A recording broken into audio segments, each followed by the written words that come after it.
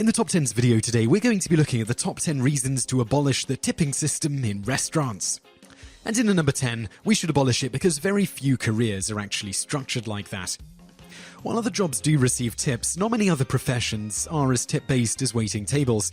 There are a lot of jobs that are commission-based, but that's much different than being paid through tips. Commissions are a structured amount paid out by the company. Tips, on the other hand, are not structured or guaranteed. It's just an unwritten rule that it's up to the customer to pay the amount they deem necessary. The restaurant doesn't pay the staff anything other than their minimum wage. Imagine if we paid people in all fields that way. Would you want to pay your doctor in tips? What about a home contractor? It's unfathomable. So why are people who take orders and serve food and drinks that they don't cook or prepare paid mostly with tips?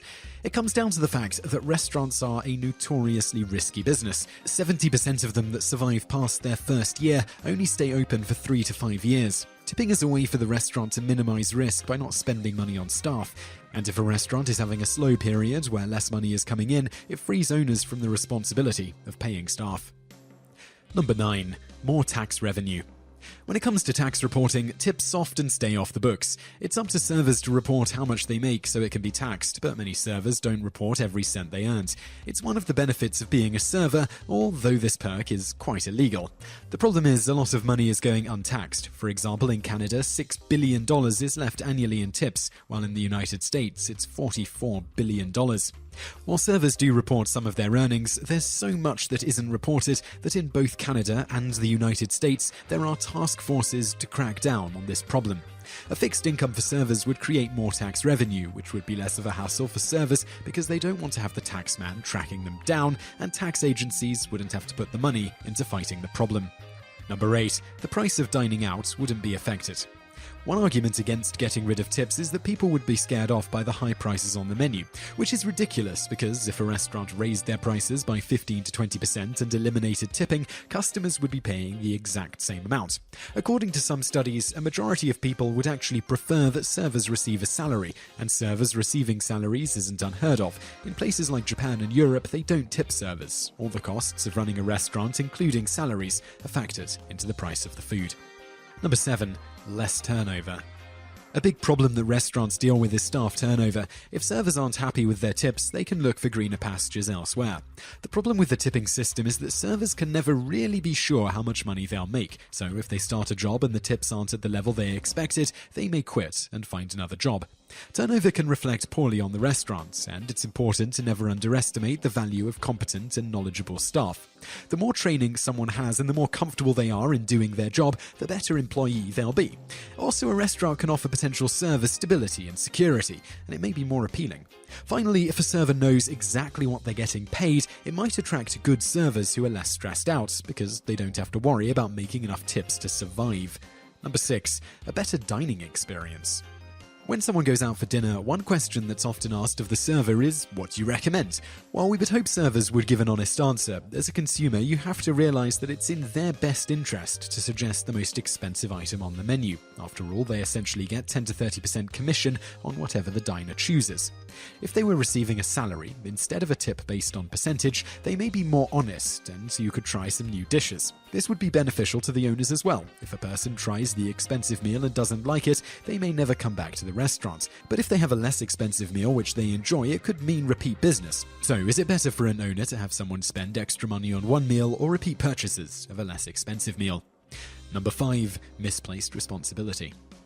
Since 1991, restaurant owners can pay servers as little as $2.13 per hour if the tips make up for the rest of the wage. That's a lot of responsibility placed on the customer, especially if tips aren't technically considered mandatory. By keeping the minimum wage for waitstaff so low, people will feel more compelled to leave a tip, even if the service doesn't warrant it. It's also a large burden to place on the waitstaff. Let's say a waitress works at a terrible steakhouse. The owner is cheap, so they buy terrible cuts of meat. The kitchen manager takes the steaks and freezes them. A month later, the chef thaws out the steak and then overcooks them. The waitress, whose only job is to take orders and deliver the food and drinks, brings the overcooked, formerly frozen steak to the customer. The customer is displeased, quite possibly vocally, to the waitress. At the end of the meal, the customer pays the bill but doesn't leave a tip. Everyone who had something to do with that restaurant and the quality of food gets paid their usual wage, and the owner keeps any profit, but the server is left with only $2.13 from her hourly wage. That's a major imbalance in responsibility. Number 4. Tips don't affect service. An argument that's made for tipping is that if someone is working for tips, then their performance earns them that money. Therefore, if they want to tip, their service better be top-notch. But studies show that the relationship between tipping behavior and the quality of service isn't significant. People will leave their standard tip, usually about 15%, no matter what the service is like. Even if the service is poor, 70% of people still feel obligated to leave a tip. It's common knowledge that servers make less than minimum wage, and by tipping them poorly, when you know someone is relying on that money to survive, a lot of pressure and guilt is placed on the customer. Number 3. Makes and keeps servers poor.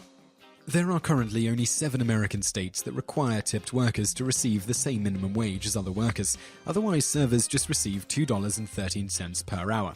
There's been little change since 1991, even to account for inflation, while people are tipping less than they used to.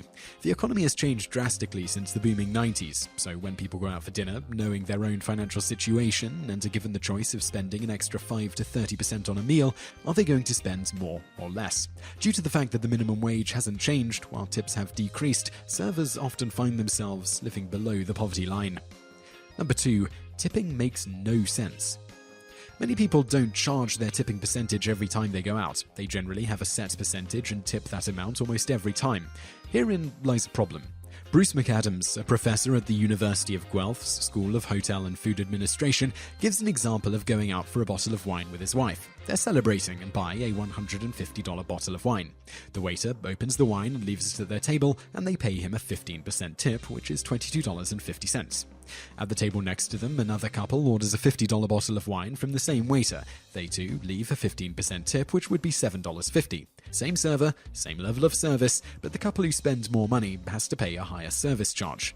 And that's counterproductive, because isn't the goal of a business to encourage customers to buy more stuff? Is there any other business that forces people to pay a higher service charge for spending more money? In most other industries, when you spend more, you actually save more. Number 1. Tipping can be racist, sexist, and classist. Sadly, tipping is a double-edged sword when it comes to prejudice. Customers have a tendency to show bias. For example, white servers tend to make better tips than black servers. Also, attractive blonde women tend to do very well in the tip department, even if the service isn't as good. Customers aren't the only ones to show their prejudices. Servers may have a bias against customers of certain races or social classes because they think they won't tip well. Servers may not treat those customers as well and may even hurry them along in the hopes they'll leave and people who look more likely to tip will sit at their table. It's a self-fulfilling prophecy. Sadly, another problem is that 80% of female servers report having been sexually harassed. The harassment was even more prominent in states that had the $2.13 minimum wage, because since the servers are so reliant on tips, they felt they had no other choice than to take the harassment. By eliminating tipping, it would eliminate the chance that these biases could affect the server's livelihood and allow customers of any ethnicity, race, and sex to enjoy their dining experience more. So I really hope you enjoyed that video, and I'd love to know what you think of it, so please leave a comment below. I'm also going to link over to another video that you might enjoy, so just click on that thumbnail on the screen now, and don't forget to subscribe to our channel because we put out a new video 7 days a week, and you can also visit us online. Just go to TopTenz.net. Thanks for watching.